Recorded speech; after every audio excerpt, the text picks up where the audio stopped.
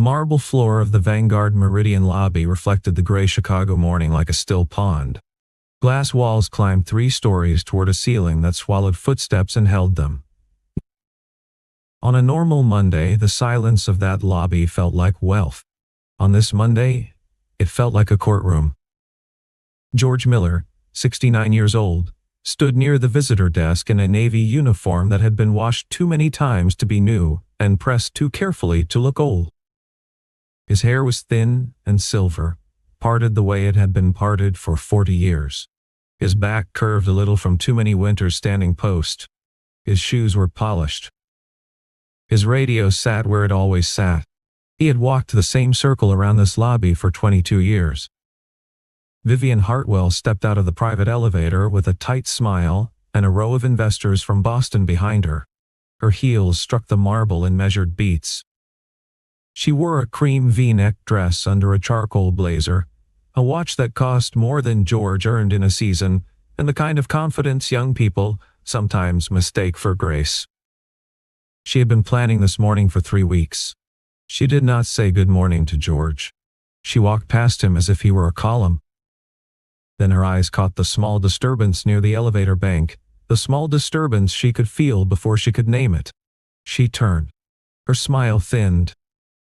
"What is happening here?" she said, in a voice that was not loud and not soft. It was the voice of someone who had learned that quiet contempt cuts deeper than shouting. George turned toward her. His hat was in his hand. There was a guest in front of him who had been about to step into the investor elevator. The guest's badge swung from a cord at his chest.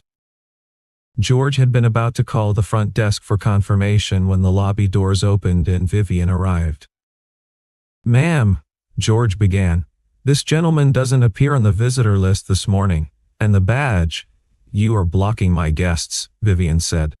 The investors behind her shifted. One of them looked at the marble floor as if it had become interesting. "On the morning of the Boston meeting, you are blocking my guests.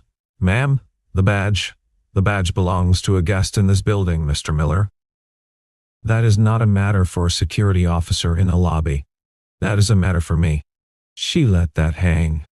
Then she stepped a half-step closer. "A slow old man," she said, "standing in this lobby on a morning like this, makes this entire company look cheap." The lobby did not breathe. George's fingers tightened on the brim of his hat. He bent at the waist, slowly, to set it on the small wooden stand by the desk, and his hand was shaking. The hat slipped from his fingers and dropped onto the marble. It made a sound that was much smaller than the moment deserved. No one moved to pick it up. Except one man. He had walked in through the main door 2 minutes earlier. A tall man in a plain white shirt and a dark coat that had been worn through more than one winter. His shoes were clean but creased. He held the hand of a small girl who held a worn brown teddy bear under her other arm. The girl looked up at her father. "Dad," she whispered, "why does she hate him?" The man knelt down and picked up the hat. He stood up holding it like something fragile. "Don't fire a man," he said quietly, to the woman in the cream dress for doing the right thing while you didn't have the patience to understand it. Vanguard Meridian managed 23 commercial buildings in downtown Chicago, a portfolio of office towers, conference centers, and mixed-use complexes worth several $billion on paper. On the brochure, the company looked like a single elegant idea: clean lines, glass, daylight, and a typeface chosen to feel like trust. Behind that, the building told a different story. The top floors were called the strategic floors. The people there were called talent. They had glass offices, standing desks, and small bowls of imported almonds. The lower floors were called operations. The people there were called staff. They had punch clocks, vinyl chairs, and a break room with a coffee machine that had not been replaced since Mr. Bennett's father ran the company. For most of its history, Vanguard Meridian had been an unglamorous business that took care of its people in unglamorous ways. Pensions were honored. Anniversaries were remembered. A janitor's funeral closed the lobby for an hour. That had changed in the last 12 months. Vivian Hartwell had become chief executive at 27. The board had picked her for her aggression, her instinct for headlines, and her willingness to do the things older executives whispered about but would not sign. She had reduced staff costs by 9% in her first quarter. She had moved older employees into shifts where the public would not see them. She had ended the recognition dinners. She had, in a memo no one would admit to receiving, used the phrase visual standards. Most of the staff understood what visual standards meant. It meant that men George Miller's age were not supposed to stand in lobbies where investors could see them. It meant that lunchboxes were not supposed to sit on desks. It meant that the cleaning crew should use the freight elevator even when the freight elevator was being serviced. It was a policy without a paper trail, the kind every employee can describe in private and no employee can prove in writing. On this Monday, the policy was about to meet a person who refused to accept it. Connor Whitman was 29 years old, and most people who looked at him in a lobby got him wrong on the first try. He was tall, broad through the shoulders, with dark brown hair cut short, and a face that carried more quiet than youth. His coat had been a good coat once, and was still a good coat, but not in a way that announced anything. His shoes had been resoled twice. He carried no briefcase. He carried his daughter's school folder in a paper coffee cup. 3 years ago, his wife Emily had died of a heart condition no one had caught in time. Lily had been too. The grief had not finished with him, but it had quieted, the way a fire quiets when there is nothing left to burn except what holds the house up. After Emily, Connor had become slower in everything except the things that mattered. He read more carefully. He listened more carefully. He said fewer things, and when he said them, he meant them. Before Emily, he had been an engineer who designed security systems for commercial buildings. He had walked through hundreds of lobbies like the one at Vanguard Meridian. He had stood in front of hundreds of guards like George Miller. He had watched over a decade how the men in those uniforms saw what the men in suits missed. His father had been one of those men. A maintenance technician for 36 years in a building downtown. The man whose name was on no plaque, even though the boilers ran because of him. Connor had grown up watching his father be invisible to people who depended on him for heat. After Emily died, Connor sold his consulting firm and used the money to buy distressed real estate debt. He did not buy buildings. He bought the trouble in buildings. He had a reputation in 3 cities for moving slowly, paying full price, and refusing to be photographed. 2 years ago, when Vanguard Meridian had nearly collapsed under a wave of bad refinancing and a previous chief executive's mistakes, it was Connor who had quietly purchased the most dangerous piece of the company's debt and restructured it on terms that had saved several thousand jobs. He had asked for no title and no photograph. He had asked for one clause, the right to review the company's culture before the next funding round. He had been waiting to use that clause for almost a year. This morning he had a meeting with the board on the 32nd floor. He could have entered through the basement and gone straight up. He chose to walk through the front doors with Lily, because he had told her, in the car, the way a place treats a person who has no power tells you more than every sign on the wall. He had not expected the lesson to be tested before the elevator. Vivian Hartwell was not a stupid woman. She was not even an unkind one in the way a child would understand unkind. She did not raise her voice. She did not slap. She did not curse. She had been raised, in a careful suburb of Boston, to believe that civility was a sword and that a calm face was a weapon you could hold longer than anyone else. At 28, she had every advantage the world admires and a few it does not always count. She was beautiful in the precise, fashionable way that magazines could describe without lying. Her dark brown hair fell straight and exact. Her dresses were always cut to look both feminine and severe. Her necklines were chosen carefully, neither hidden nor advertised, like a signature she had practiced. She had clawed through law school and business school, and she had taken with her one belief everything in her young career had reinforced. Softness was the thing that lost. Mercy did not finish quarters. Patience did not impress boards.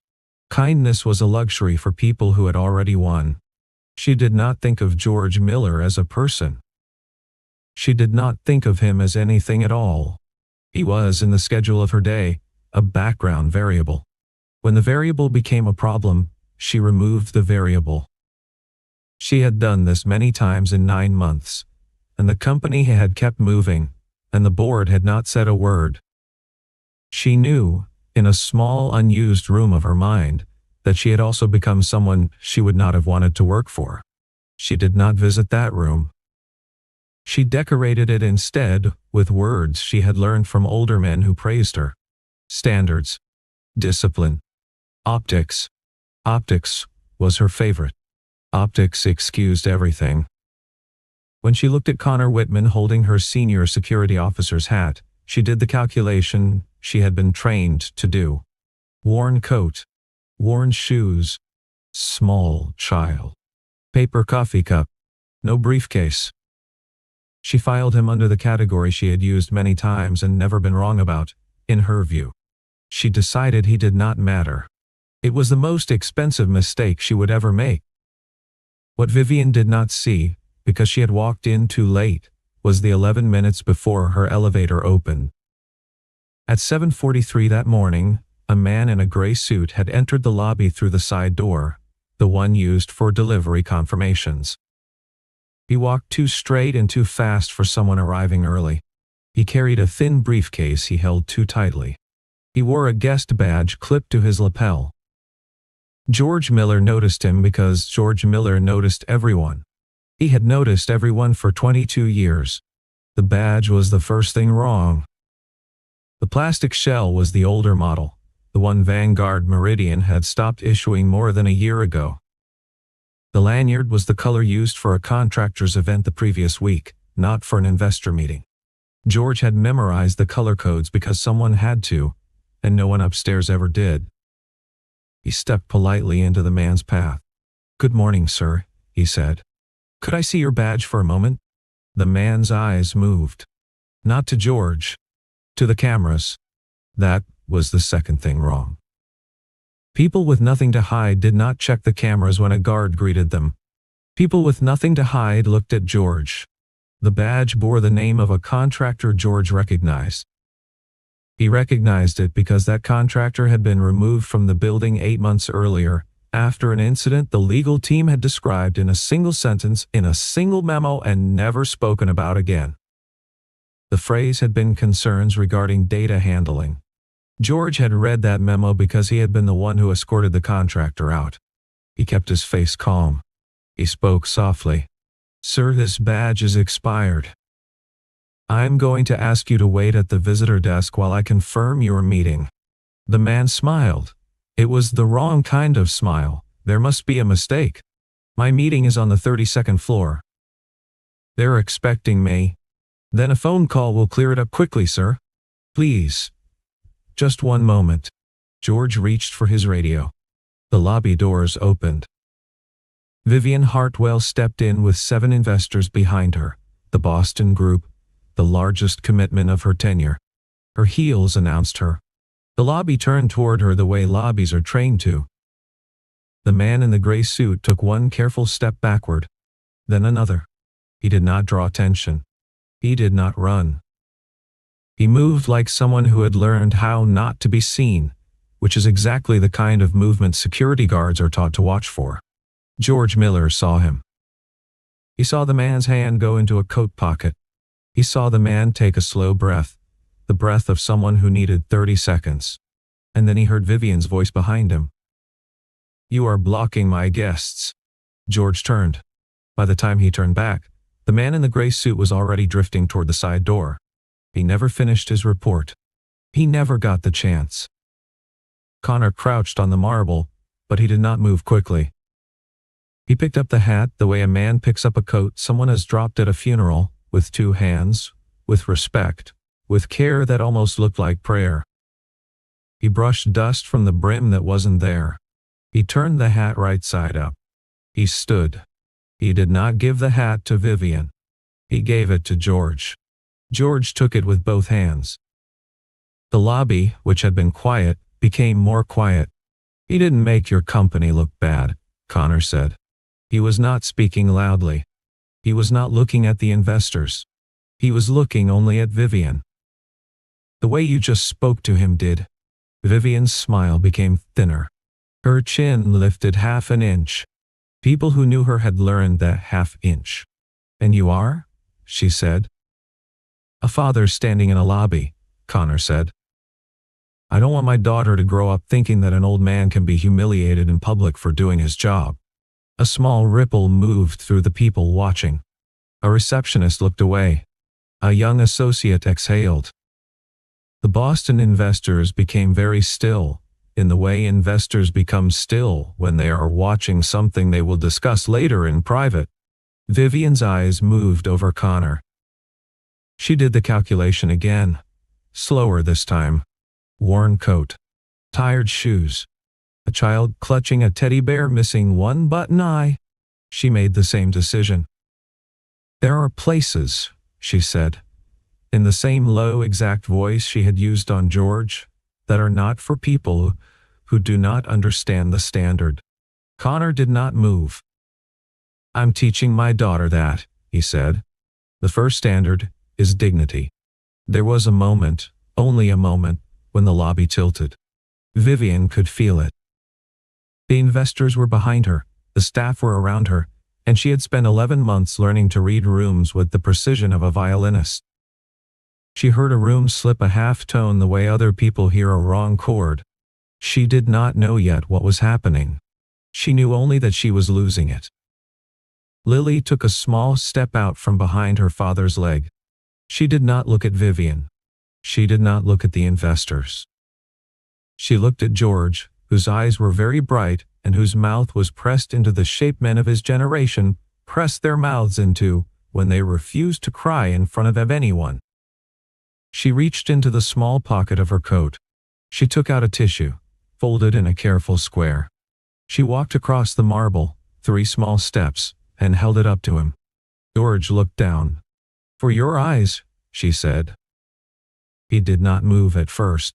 He looked at Connor, the way an older man looks at a younger man asking permission. Connor nodded once. George bent slowly. He took the tissue with his thick, cracked fingers. Thank you, sweetheart, he said. His voice did not break. But something in the lobby did. Vivian Hartwell had been losing rooms before, but she had always been the one to choose when. This was not chosen.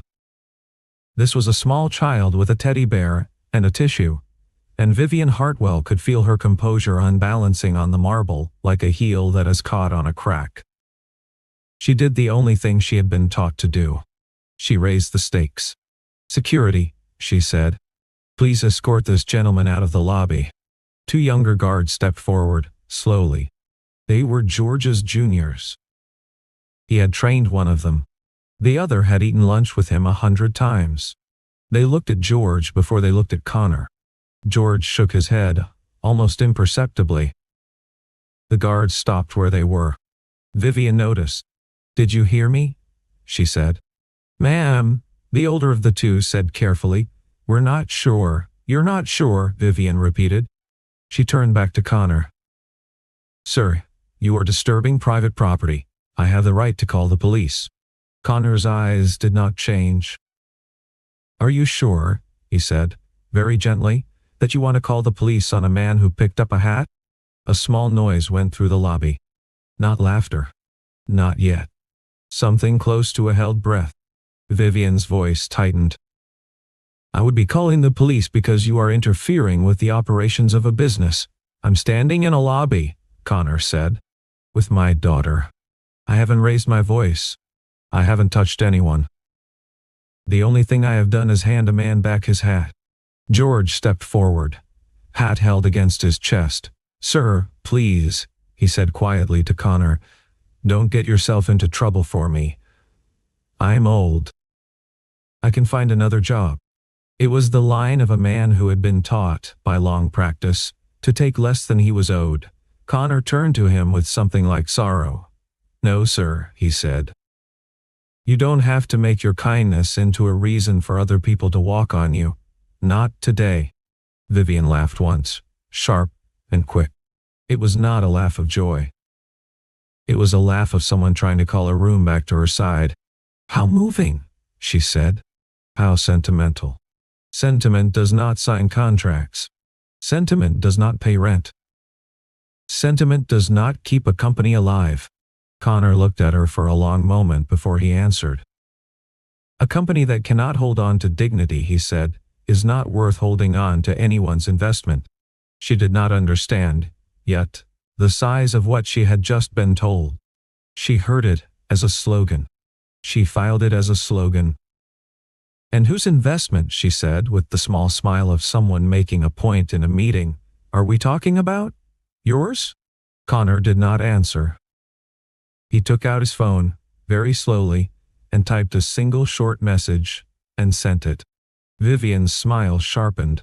"If you are filming me, sir, I will sue." Connor put the phone back in his pocket. "I'm not filming," he said. The truth has its own way of arriving. Lily had been quiet through most of it. She was the kind of 6-year-old who watched first and spoke later, the kind who could tell when a room had become too sharp for her father's calm to dull. She was still holding her bear. The bear was named Benny. Her mother had given it to her on her 2nd birthday, 6 weeks before her mother had stopped being able to come home from the hospital. She looked at George. She looked at the way his hands were holding the hat. She looked at the way he had not put the tissue to his eyes yet, as if a tissue from a child were something one did not use, only kept. She walked to him again. She held out the bear. "You can hold him," she said. "When I'm scared, I hold him." The lobby, which had been quiet, became quieter than a lobby has any right to be.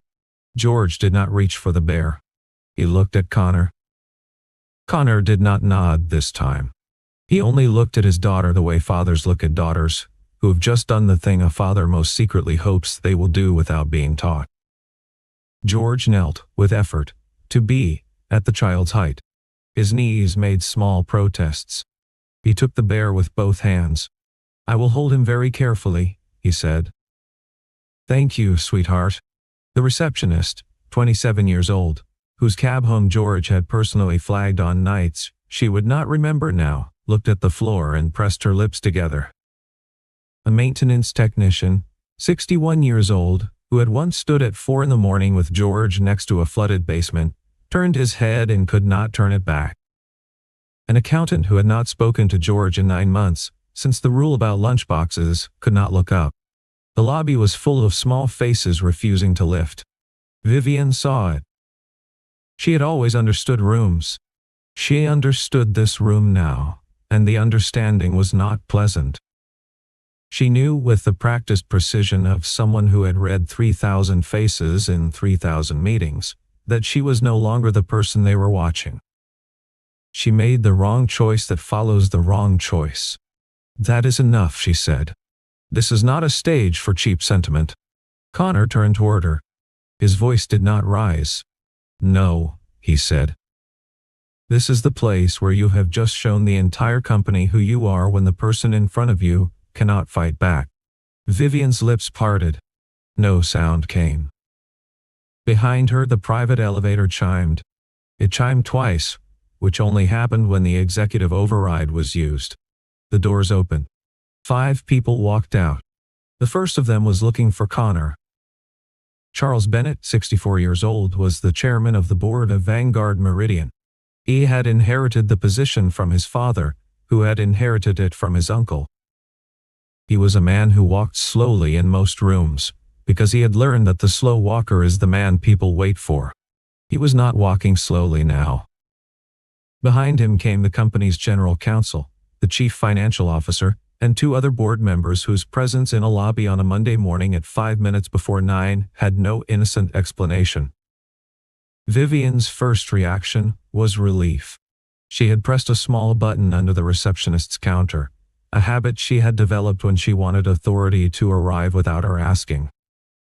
She thought, in the half-second before Charles spoke, that the board had come to support her. "Charles," she said briskly, recovering her smile. "Thank you. We have a small disturbance, a guest who is interfering with—" She did not finish the sentence. Charles Bennett had walked past her.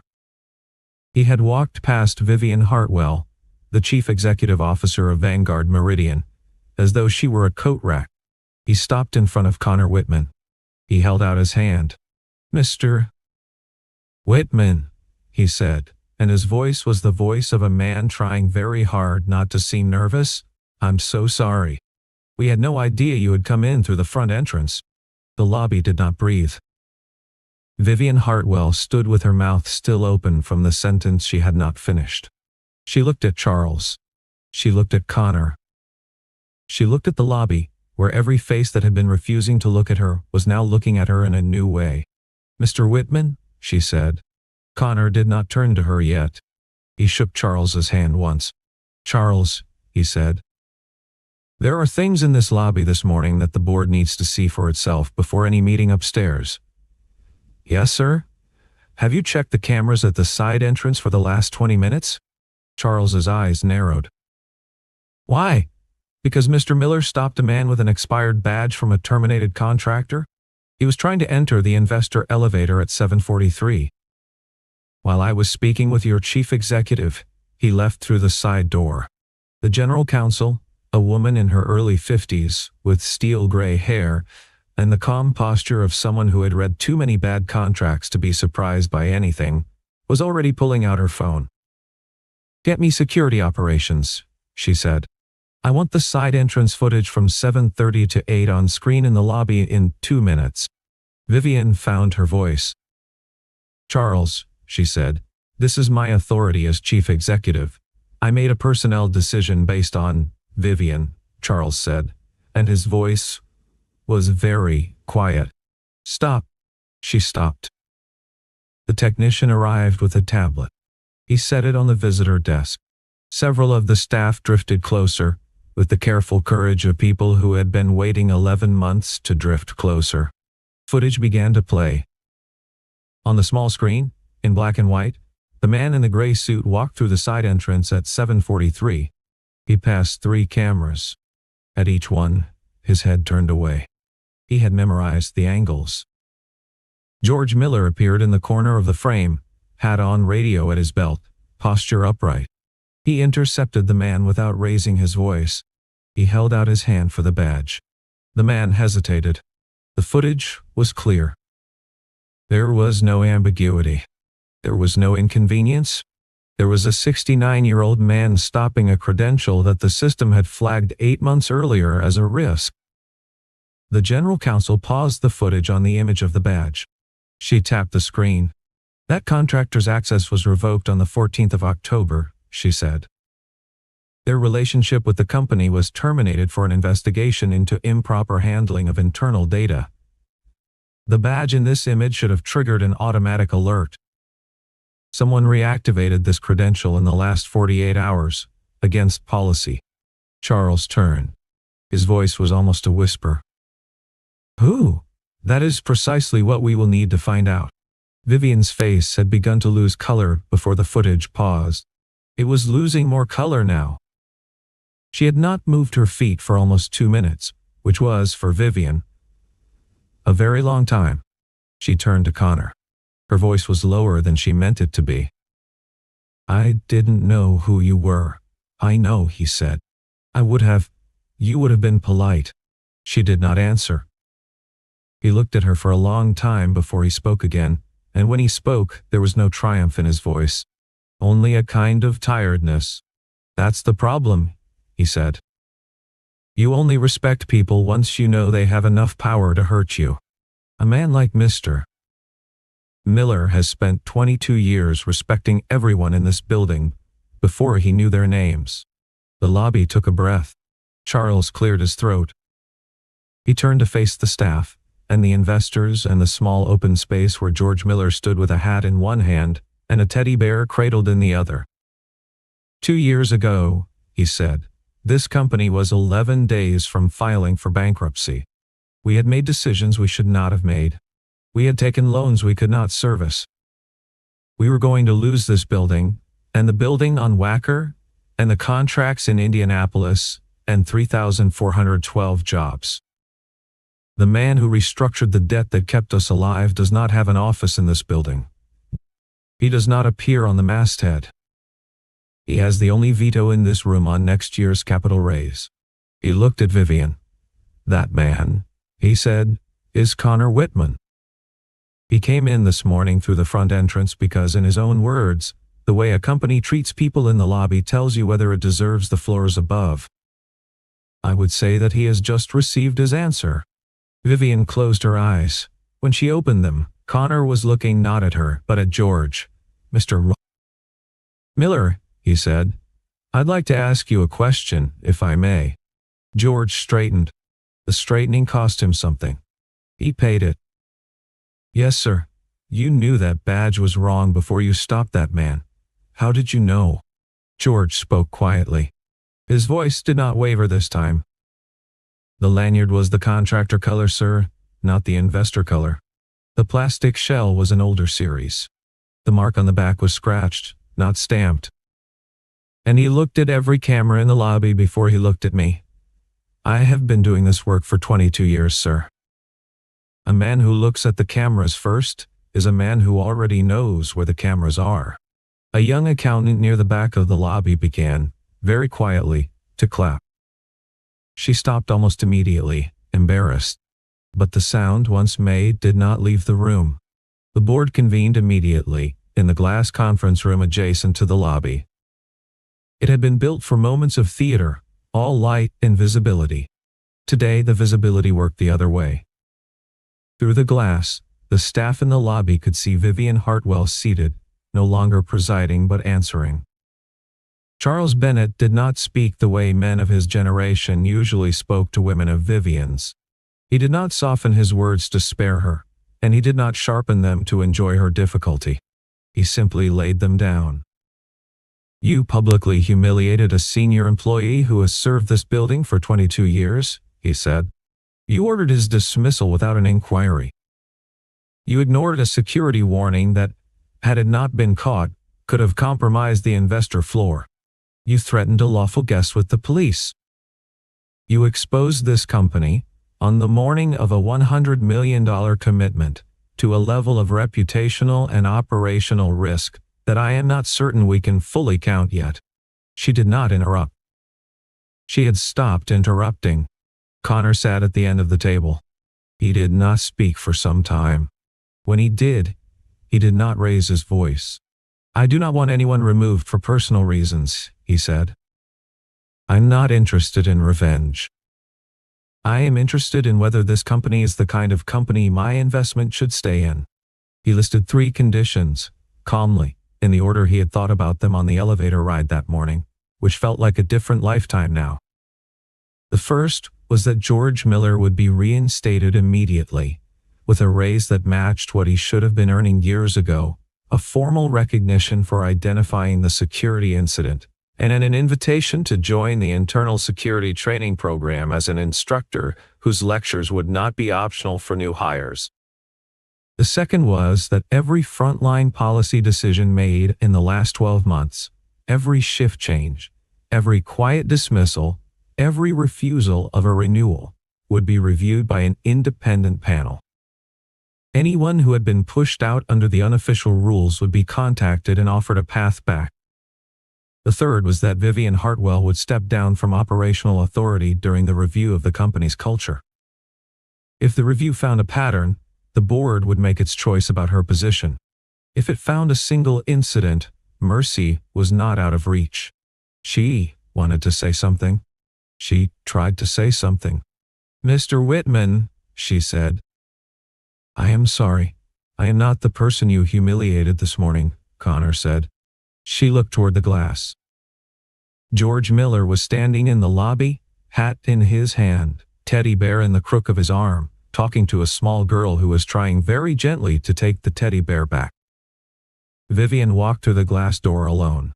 She walked across the marble alone. The heels that had announced her an hour earlier sounded different now, smaller, dampened by everything she had just heard. She stopped a respectful distance from George. She did not stand over him. She lowered herself, the smallest fraction, the way a person who has not bowed in a long time tries to remember how. "Mr. Miller," she said, "I am sorry. I was wrong. I owed you respect from the moment I walked in this morning, and I did not give it to you. I will spend a long time understanding that. I hope you will let me try." George looked at her for a long moment. He did not punish her. "I do not need you to be afraid of me, ma'am," he said. "I only ask that you remember the people in this uniform have a life after their shift ends. We have grandchildren. We have wives. We have a kitchen we go home to. We are not something the company can sweep aside when the lights are on." Vivian did not answer. She nodded once. A small sound came from the back of the lobby. Then, another. Then 12. Then 30. The staff of Vanguard Meridian, who had been silent for almost a year, began to applaud.